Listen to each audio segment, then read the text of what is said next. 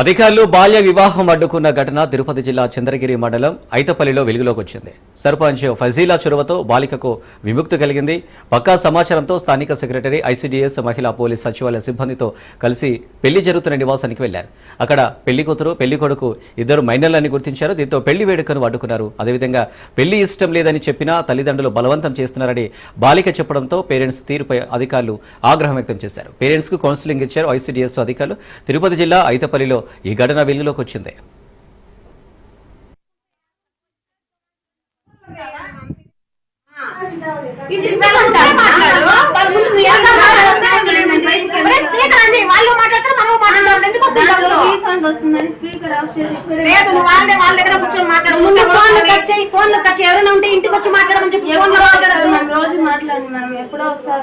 అదంతా వద్దు పాప, నువ్వు 25 నువ్వు కూడా పెళ్లి నీ ఇష్టం వచ్చినంతో వెళ్ళిపోవడం అట్టంతా చేయకూడదు. ఎద వేషాలు వేయడం చేయకూడదు.